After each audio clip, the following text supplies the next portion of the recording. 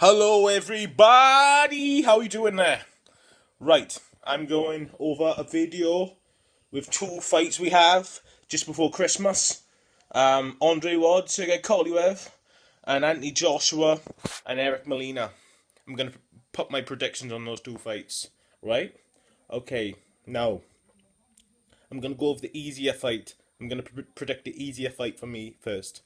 I'm going to predict Eric Molina and Anthony Joshua. Now, Eric Molina is a guy who got knocked out in one round against Christopher Arreola, who's, a tidy fighter. You know what I mean? Yeah. Okay. He's boxed world title twice, you know what I mean? Yeah. Rough fighter, tidy, not much boxing ability at the top level. Got knocked out in the first round against Arreola. Went 9 rounds of Deontay Wilder, which I was impressed with, which I didn't see happening. You know what I mean? Based on that. And yeah, and his best win is against a fella called Thomas Adamek, who's somebody who's the best. I don't know if he was the best cruiserweight. He was one of the best cruiserweights in the world. But he stepped up to heavyweight and it didn't quite work out for him. He's a small guy, but David Haye, he's more athletic than Adamek. He can hit and move. Adamek, his style at cruiserweight was to stay there, and you know what I mean. You know what I mean. He wasn't as elusive as David Haye. He was a powerhouse at cruiserweight, but you know what I mean. His tactics were to hit you and move for 12 rounds like David Haye and stay out of trouble. So you know what I mean. That's what didn't work out for Adamek in the heavyweight game. Uh, then again, so yeah, that's Molina's biggest win, Thomas Adamek. Yeah, so he's deserved a shot. He's got to win. The Adamek is that got his rankings up. You know what I mean? So let's give Molina a shot. He went 9 rounds of Wilder. Yeah, good on him. I like the fight. I think Molina's going to go in there and give it his all. He's going to risk getting knocked out to get knocked out. Joshua, we're going to find out a lot about him because based on this fella went 9 rounds of Wilder, we can see he's fighting you know a hungry opponent.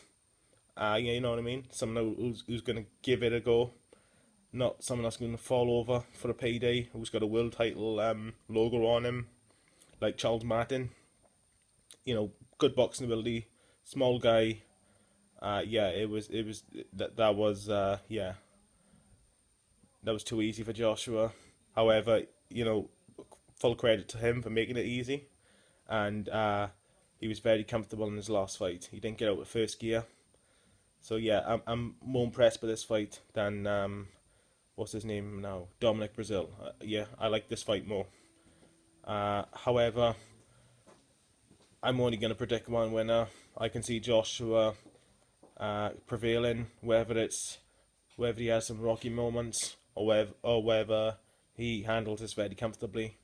I can see Joshua prevailing, maybe mid-round stoppage, maybe 7 or 8, and yeah, that's it. Okay, whether it's he has some rocky moments or not, I don't know.